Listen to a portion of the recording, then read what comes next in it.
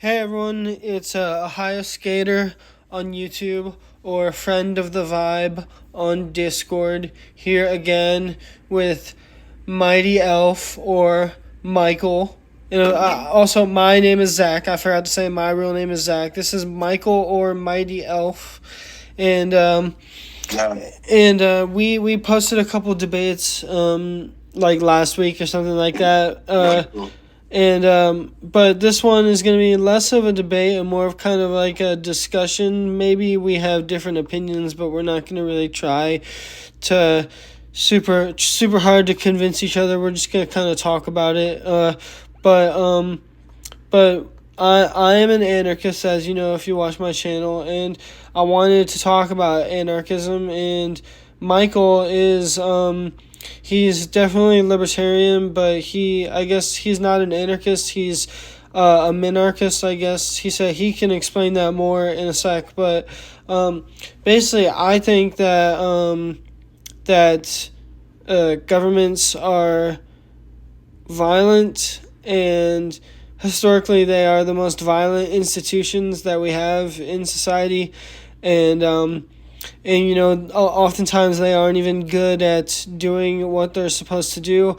Oftentimes it's less about serving the people and more about just special interests, and it's all kind of embedded into capitalism, and it holds capitalism into place. And it's part of capitalism, and it's just a way to play the game of capitalism.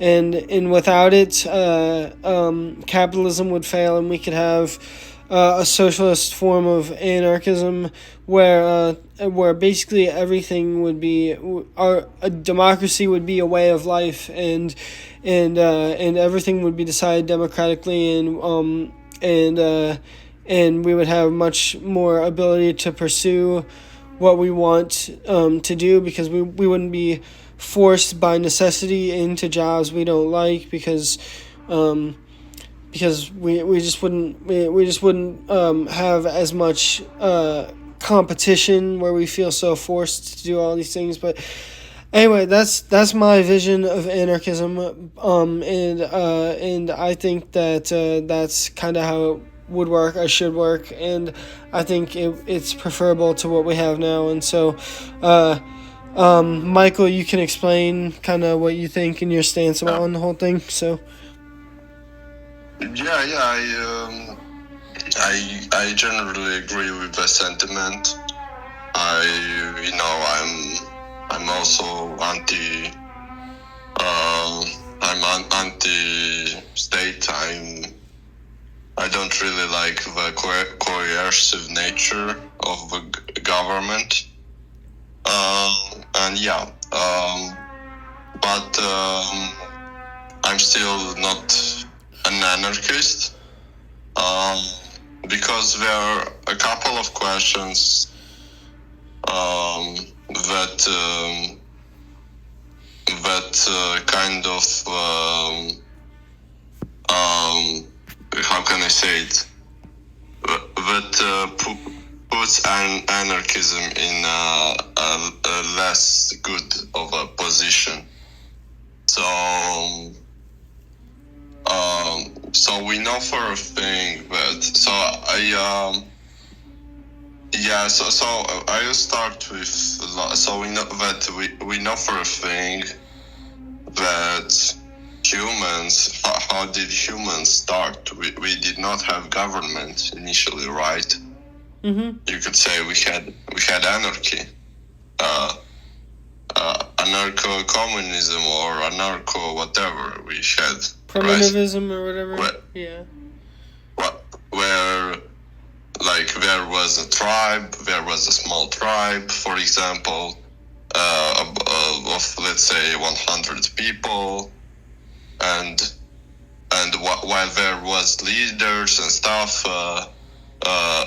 they would have to be popular with the members, because otherwise they can't coerce you to do anything, and so on. and then as population grew. Sorry, my English. You It grew. grew, yeah. You're kind of saying it like weird a little bit. Grew, but yeah, basically, I understand what you're saying. Yeah. All right, grew. Okay, whatever. So as population went up,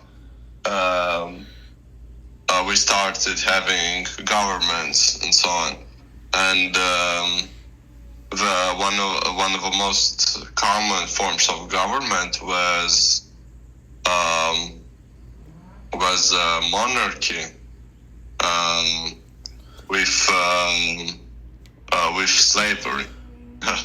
So it was kind of a very, very oppressive form of government, and the reason because so initially you couldn't have this power structure where only one person can control the all of our persons, of our people. But as a population went up, you could have a military, you could have access to better weapons, and the king who had the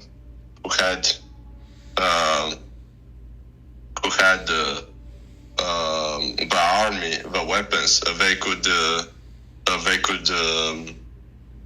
coerce the big but divided population. They could coerce them into being subjects of a king, and this happened like in every part of the world, basically, because that's basically how, for some reason, humans arrange themselves after population goes up. So like when you have anarchy, let's say we have anarchy tomorrow, right? What's the guarantee that like how isn't it riskier in a way to have anarchy, because there will be someone more or some group of people that will eventually build another government that will be actually even more oppressive than the ones we have right now. Well, okay, so all right, anarchism and anarchy, whatever. A lot goes into it. There's a lot you have to do to have a proper anarchist society. It takes a lot to work up to it, like many years to build it, and all that. But so the idea, I guess to me, in my opinion, is that first of all, the goal I think would be anarchism for the whole world. Eventually, I don't want to be like imperialist or anything, but it just makes sense that your anarchist society is going to be better off if there are no other governments around to try and invade it. You know what I'm saying? So yeah, I agree. But the key is like you need to. It's not like just to me at least. What's the most interesting part about anarchism and the most fun part about it to me is the process of building it, because I'm not the type of person that believes you just take away government right away and then everything's going to be fine, everything's going to work itself out. You need to it takes a long time, and you have to really read the theory of how to build the new system, build the new society in the shell of the old, you know what I'm saying? And when you do that, the idea is to create a system that is so decentralized that it's just no longer possible for someone to control that many other people. I think there's a point you reach when it comes to decentralization. There's a point you reach where it just becomes too chaotic for anyone to take that much control. Especially, we just got to decentralize power to down to every individual, to everyone having truly equal amounts of power. Yeah. So right. So you thought about it. Yeah, definitely. That's good. Yeah, I agree.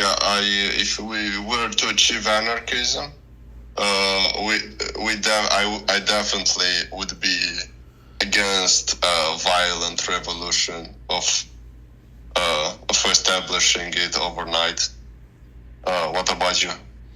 Yeah, I'm not like a violent guy, and honestly, to be honest, I'm a very chill person, and I spent many years as a Democrat, and I studied political science in college, and like political science, it's often like not what people think it is. It's not very radical. Like you study like real political systems, like the way they are right now, the way they work, like the actual American political system, it's nothing crazy, like Congress and the president and the courts and stuff like that, and so I'm very familiar with all that, and I don't think that we're so bad that it needs to happen right away. But I do think for the sake of the future, there's so many things happening that are going to have long-term effects in the future, and just for the sake of the future, and just the system that I find the most interesting and what I think, and because politics is often about like what you believe in is what you think would provide like the best life for people, and I think freedom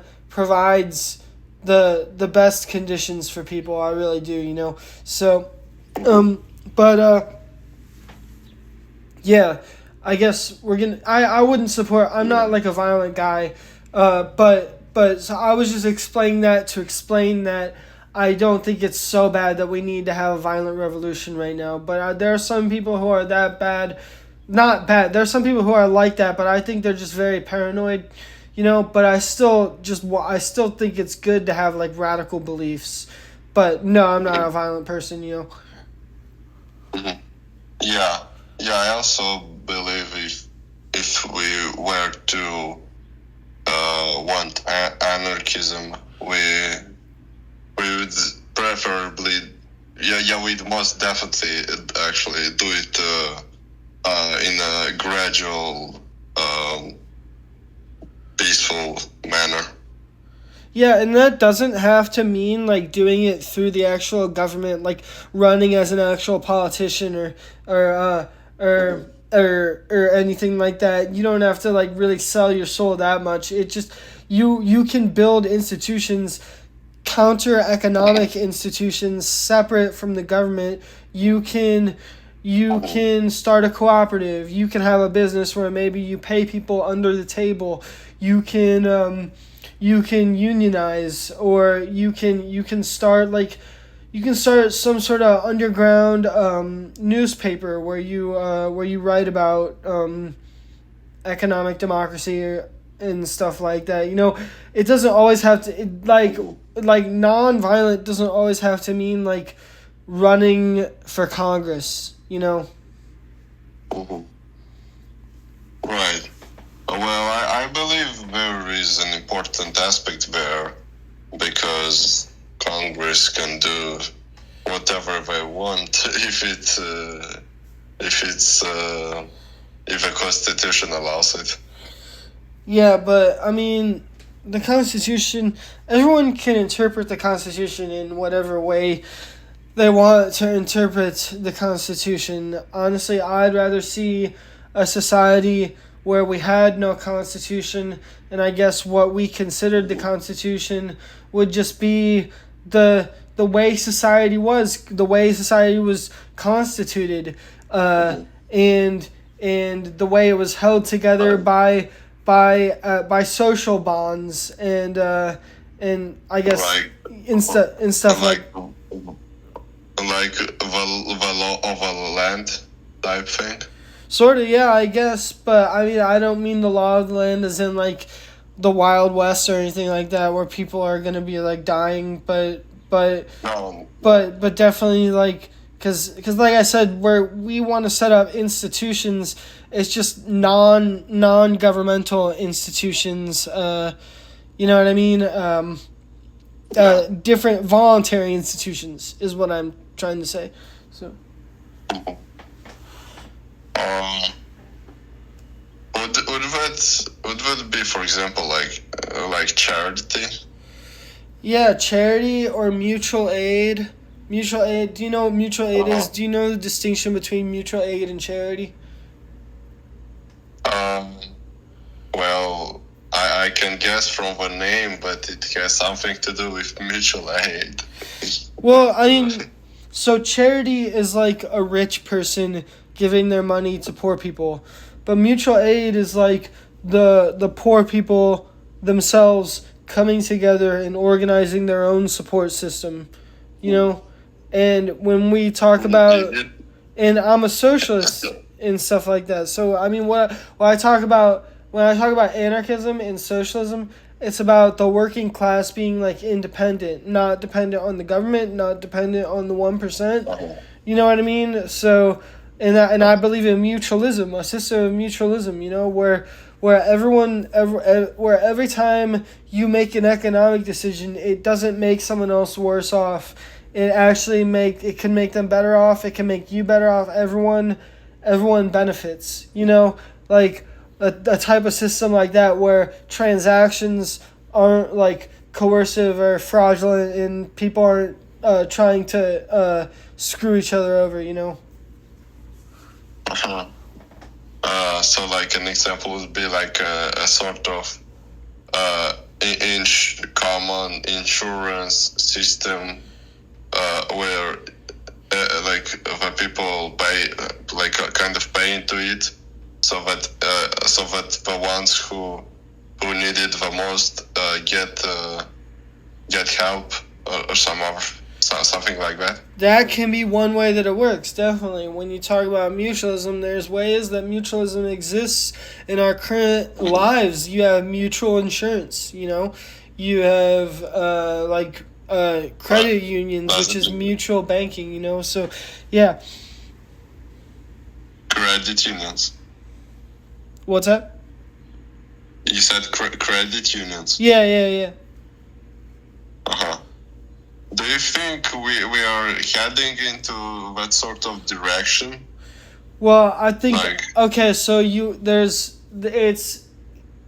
think we are headed in a more libertarian direction, but whether it's right wing or left wing, we still don't know yet. But I think you have stuff like Bitcoin, which I think is really going to have an effect on the future, and that is a very libertarian thing. And it can be revolutionary. It could serve a revolutionary purpose, or it could serve a very capitalistic purpose, and stuff like that. Yeah, like Bitcoin and all that sort of new technological stuff. It matters how it's used. You know, whether life turns out to be like cyberpunk, or whether life turns out to be like, I guess, solar punk, if you know what I mean. But yeah. I'm not familiar with the term. Cyberpunk, do you know the video game Cyberpunk? Yeah. I know, hyper-capitalistic dystopia. Yeah. Solarpunk is like very utopian perspective, and it's very environmentalist. If you look up solarpunk images, like solarpunk art, it's like big technological cities, but it's also mixed into to nature, and there's a lot of sunlight, and it's very green, and it's like a city in the middle of the woods kind of thing. I'm looking at it right now. Yeah, it looks cool. Yeah, it's pretty cool. Yeah, I'd like if we had cities like this. Yeah, same. But do you think institutions like mutual aid institutions will grow more popular as time goes on? Well,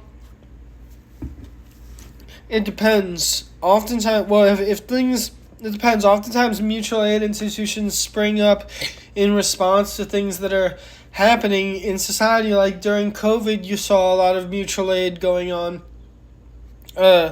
With people sharing masks or distributing masks and stuff like that, or like sanitizer, like soap and necessities, organizing to get their because supply chains were running thin, and obviously you don't want it to have to be that way, but we need to inform people about mutual aid so when a big disaster hits, the working class can stay afloat without having to rely on anyone else. And we just got to educate people. I think, yeah. What do you think is the reason mutual aid is quite unknown so far? I think honestly because of its ties to socialist philosophy, and especially in America still these days, even after Bernie Sanders and stuff like that, people don't. Socialism is still a dirty word, kind of. I think. I mean, where I live in the Midwest, it's still very conservative. Yeah, but like when you, let's say your friend proposes you to borrow something to get into a credit union,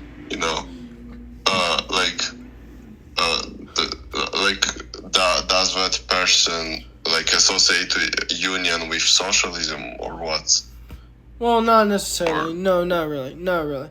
I don't mean to say that, but what I mean to say is those are the type of things that can be the key to like a future socialist system. And it's like the idea of like, so I read this thing one time. It said like, okay, capitalism didn't spring up like right away in a day. It started with a lot of experimentation in different types of like business models or like production models. You know what I'm saying? Like with different types of assembly lines and different types of machinery, and it was trial and error for a long time, and then it finally sprung up. And when we talk about like credit unions and cooperatives and mutual aid organizations and even labor unions, this can be seen as that for socialism, the upcoming socialism. But I don't believe in a socialism where the government is all powerful. I don't believe in government at all. I think we need a society that operates naturally socialistically. You know what I'm saying? It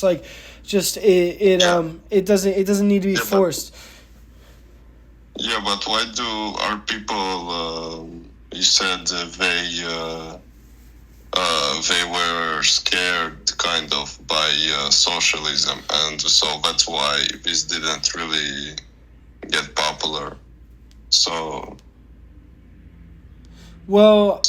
That's why I think it's a matter of education, just educating people, because I mean, just having a conversation about it goes a long way, Just when people get the, let's say, the opportunity to join a mutual aid institution, do they associate it with socialism and have less acceptance of it? Not always. It depends. There are some mutual aid organizations that are explicitly socialist or anarchist, and that is important for how they do things and the type of people they choose to work with or whatever. But there's other mutual aid organizations that are just strictly, that's just what they are, is mutual aid, and they serve no political purpose, and that's just the way and it depends who starts it and what it's for, but yeah, I don't know.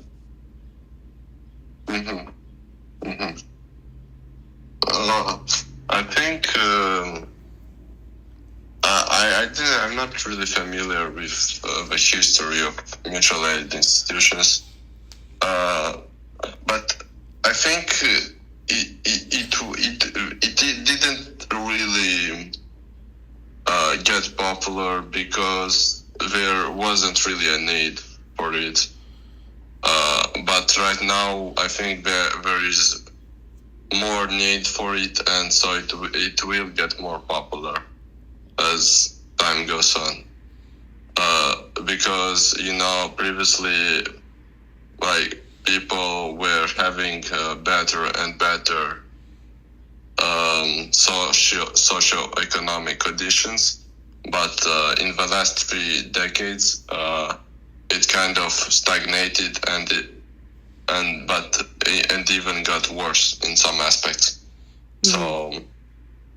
So that's maybe why they will become increasingly popular. Yeah. I know you said you voted for the Libertarian Party, right? Mm-hmm. In the last election. Yeah, I did. Can I ask why aren't they like sort of capitalistic? Well, there's a lot that people don't really know right off the bat about the Libertarian Party. There's a lot of different factions inside of it, and there used to be an actual Libertarian Socialist caucus, a faction within the party for Libertarian Socialists, and That's cool. but yeah, there's definitely the capitalist types, the super capitalist types. And I would say most people in the party are really like classical liberals. There's even a classical liberal caucus. There's a classical liberal caucus, and but there's this. So the type of anarchism I believe in is like market socialism, and you good? Yeah. All right, Yeah, sorry. you're good. Parents. Yeah. So the type of socialism I believe in is like market socialism, and it's like the left wing version. It's like a left wing take on like anarcho capitalist type stuff. Like left wing market anarchism is what it is, and so I agree with them on like free markets. If I was like an anarcho communist, I wouldn't be a part of it. But I still am like a free market anarchist. I do believe in free markets, and and I agree with more of the classical liberals on like the social views and stuff like that, and I was a Democrat for a long time, but I think that I don't like Trump for a lot of reasons, but I started to not like Democrats because I think that they are just as likely as Republicans to start a new war or a new set of wars, and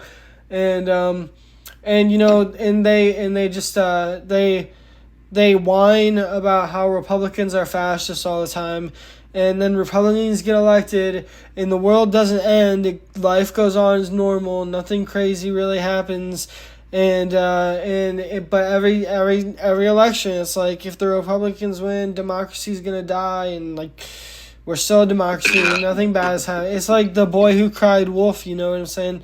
But I call it the boy who cried fascism. Like. That's the Democrats. Like every both of them can kind of do this ever since Obama, as far as I know. Maybe, but Republicans are the ones that will say Democrats are communists. Yeah. They'd say all sorts of stuff. That just fear mongering. Mm-hmm. Well. Like when Biden was president, like not really much happened, Yeah. No, I mean Democrats I think are better than Republicans on environmentalist issues, and that's about the only thing I'd say that makes them better. And Republicans I think have weird social views. And that's basically so I think Democrats are a little better, but I don't know. Alright. Yeah. That's a different topic. But I was interested. You said that if you were an anarcho-communist wouldn't be in the Libertarian Party. So what do you mean by that? I'm not really familiar with anarcho-communism. Well, how is that I guess different? The form of anarchism I believe in is it's very weird how it is almost more associated with complete libertarianism than it is with communism, but it is socialist, but it's only kind of technically socialist. But if you're an anarcho-communist, you're talking about full communism, you know what I'm saying? And that's not free market really whatsoever, and I don't see why you would. But how would that work? Anarcho-communism? Yeah, how would there be no market if you don't have a state to? Okay. I can explain this. To eliminate the market. So I can explain this. Basically, So you said at the beginning that we started off in these tribes, and stuff like that. So there was a time when humans did not have currency. So there was a time when we didn't have governments, and there was also a time where we didn't have currency, And so we had what are called gift economies. A lot of people think we had a barter system, but we did not have a barter system. We had what was called a gift economy, which was okay, so you have the collective, right?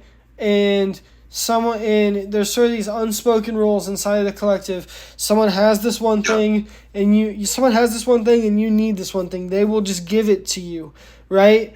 And then there's no exchange right away, but there's a sort of unspoken code that person owes you down the line, and that's how a gift economy works. It's kind of like someone gives you a gift, and it's unspoken that you give them another gift later on, and everyone just has these different debts. If you read the book Debt by David Graeber, this is how debt originated, because these were the first debts, just like gifts that we owed other people in exchange for gifts, just feelings that we needed to give them a gift because they gave us a gift, you know what I'm saying? So there would be that's how it would work, and I guess there would be some mass scale, maybe industrial way that they would try to make it work. I don't know if you could do that, but that's the idea, that you wouldn't have currency, and there would be, but you could also but the reason, let me say this, another reason I'm not an anarcho-communist is because even in the book Debt, when David Graeber describes it, he even says himself that this is basically a sort of market. You can't escape the fact that it's still a sort of market, but yeah. I agree. That's what I wanted to say. Yeah. Yeah, it's still barter, but it's separated in time. And in the end, if you gift someone something, and then they don't gift you back anything, then you want to give them again. So yeah, your reputation really matters.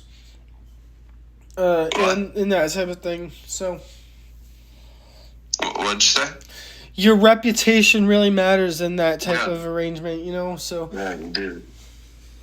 Yeah, indeed. I guess there is a reputation system going on, but it's still a kind of market, and in at a large scale, bigger, even just bigger than 100 people, then it really starts to be more barter than gift. Makes sense. I don't think. Yeah. Right. So there is another kind of problem in a way. It might be you might already have thought about it, and it's probably not a problem in your way of establishing mutual aid anarchism. But I'm gonna say it regardless. Like, what do we do with nuclear weapons? Oh, that's a good question. Yeah, have you thought about it? I haven't thought much about that. That's a good question. There needs to be some sort of... sorry, I just put some chewing tobacco in. That's why my voice is kind of weird. But there needs to be some sort of peaceful disarmament that happens, I guess. Yeah, I don't know. I think like you said, like we don't right away with, sorry if it's noisy, let me move.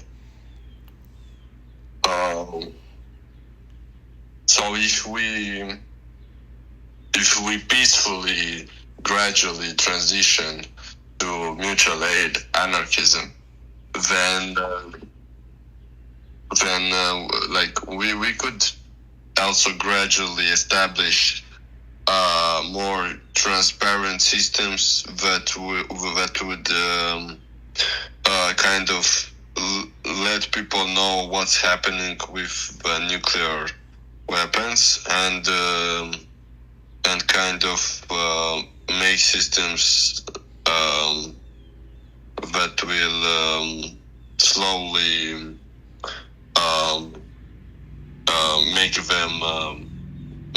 make them unusable, or sort of that stuff. No, I get you for sure. But this like this should this is like important, and should be thought of when when transitioning. Yeah, there's a lot of things to think of, and I haven't thought of everything. I don't claim to know everything, but definitely that's important. What happens to the nuclear weapons? I don't know. I say we just I think countries need to come to an agreement where we just destroy them all together, and I agree. Like the way they do gun buyback programs when they ban guns. Yeah. It's like the UN is going to say, like, okay, all your countries were buying back the nukes, turn in your nukes or something like that. But like, let's say we all meet in like in, I don't know, Taiwan or something. Mm-hmm. And we disarm them publicly in a transparent way, so that we know for sure that they're disarmed. Yep. Yep. Yeah. All right. Do you have anything on mind? I don't know. Are you like done? Do you want to end it? I can say something to close it out or something. So.